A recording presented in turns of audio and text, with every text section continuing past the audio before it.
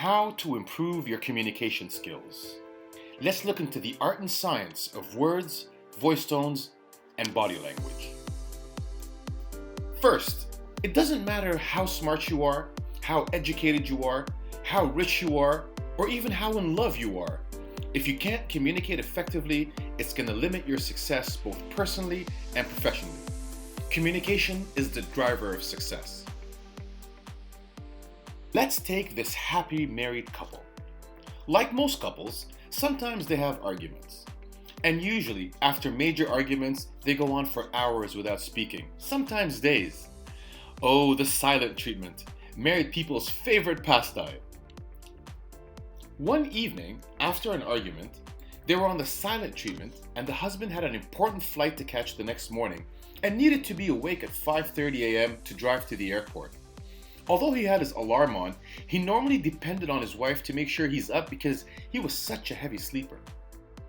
That night, he thought of a smart way to communicate with her when she wasn't looking. So he grabbed a post-it and wrote, "Please wake me up at 5:30, thanks," and put it beside her bedside table and went to sleep. The next morning, he woke up and looked at the time. It was 8 a.m. He was furious. He missed his flight. He looked at his bedside table and found a post-it that read, "Wake up, it's 5:30.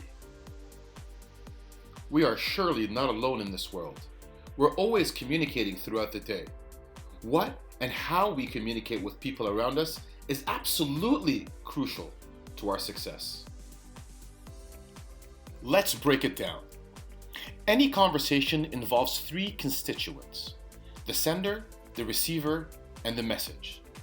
Here's the million-dollar question. Who do you think has the prime responsibility to ensure that the message is understood? The sender, of course. Yes, the sender has the prime responsibility to ensure that the message has gone across accurately to the receiver. You need to be conscious of what the receiver receives. People have their own filters when interpreting a message. And we see this happening all the time in relationships with family, with friends, with colleagues. For instance, a manager is telling his staff, "I told you that last week."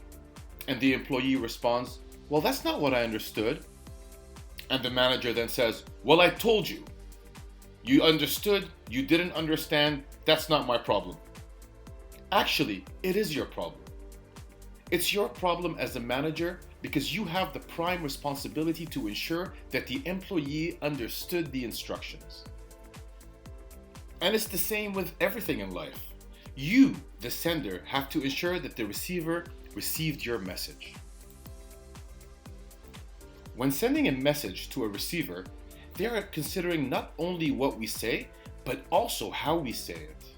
The message is broken down into three different areas: words, voice tone, and body language. In a face-to-face conversation, or verbal exchange, words represent only 7% of what actually influences human behavior, while voice tone represents 38% and body language makes up the majority at 55%. So what that means is, wow, 93% of communication is non-verbal. Now, let's start with the verbal. Words. Words are what we say. The verbal behavior we use, which is only 7% of what influences human behavior. We can use the exact same what, but slightly change the how, and you get a different meaning to the message. Here is an example. Let's say I'm texting my wife. "I'm going out partying with my friends tonight. We'll be back super late.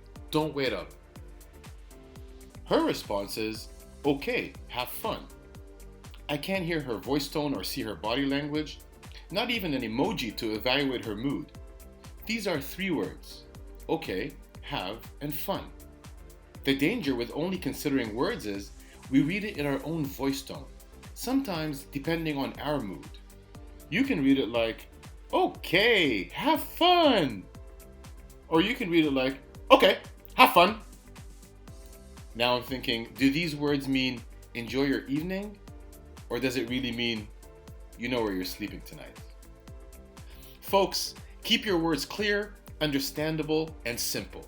Our objective when we communicate is to make the other person understand.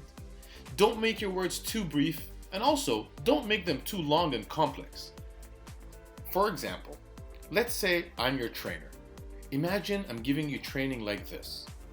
Kindly remain vigilant and meticulous when selecting the precise words you would like to utilize in a physical interaction with other mortals. Now, you can use extended vocabulary and sound impressive, but if someone needs a dictionary to capture what you mean, your message could be lost. And seriously, don't flex your big words. Erase him. Voice tones. Voice tones are how we say things. That's approximately 38% of your message. You need to be very aware of your voice tones. When tones come out of your mouth, they're broken up into 3 elements. Volume, high or low. I can speak very loud, or I can whisper. Speed, fast or slow. I can speak very quick like this, or I can slow it down a little bit. And finally, inflection. What words you stress when you're speaking. Like, this is very good, or this is a great product. The stressed word gives more meaning. Now, we can use the exact same words but inflect on different words, and the entire message can be changed. Here's an example. Let's consider this following statement. I never said she stole that money.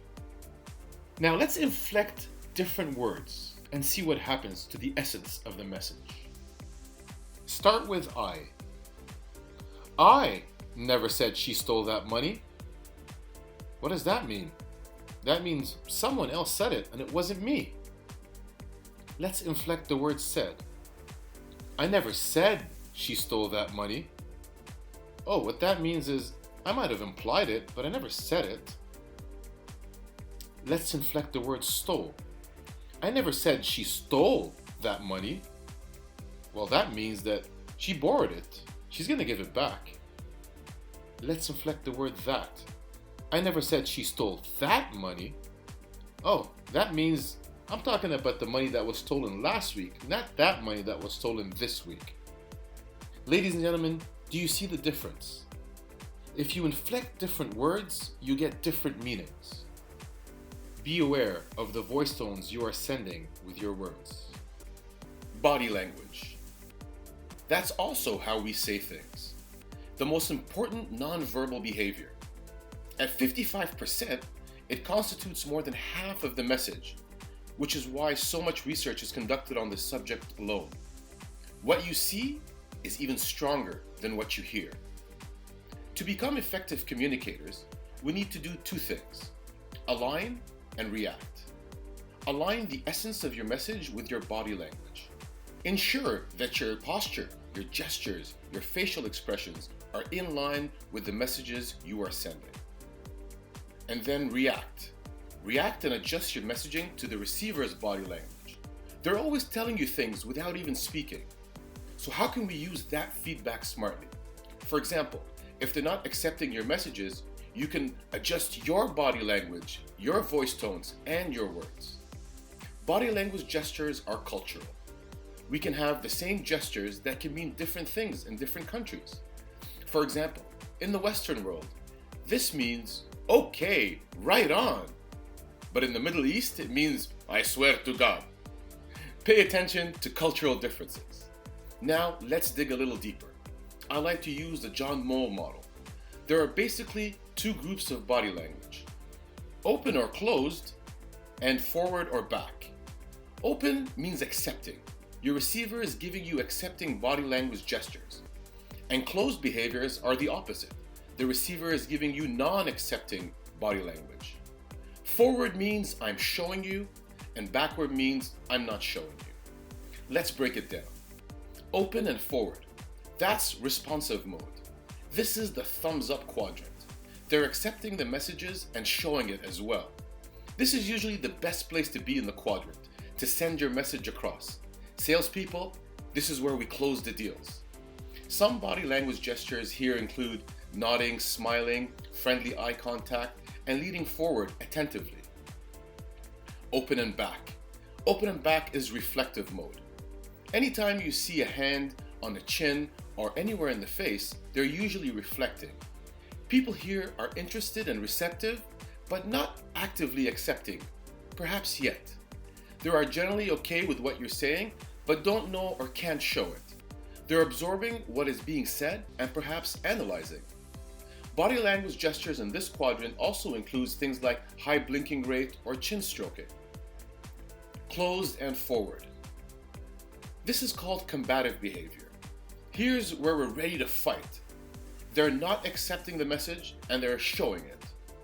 These gestures can include staring into your eyes with angry expressions, making a fist, crossing their arms while leaning towards you. Closed and back, the fugitive mode. These folks would like to fly away from the conversation. They're not accepting the message and don't care about it. People in this quadrant would like to escape physically through the door or at least mentally out of the discussion. Body language gestures here can include things like finger tapping, foot tapping, or constantly looking at the time, and so forth. Ladies and gentlemen, being more aware of body language can increase the quality of your people skills, make you more attractive to others, and improve your overall results in life. And here it is, folks. Improve your communication skills by first taking responsibility of ensuring the person receives your message, then pay attention to the words, voice tones, and body language. My friends, of course, everything is easier said than done. To master things, it takes practice and repetition. So get out there and make mistakes along the way. Keep developing yourself, and I hope this video was beneficial to you. It's simple, but not easy. Simple is what we do. We take the sophisticated and simplify it. If you enjoyed this video, please support us to continue developing more simplified material to the world. All you have to do is press subscribe, turn the notifications on for new videos, and share for making the world communicate better together. And if you have friends or colleagues that would benefit from this video, please send them a link. Thank you, and I wish you all the best of luck in improving your communication skills.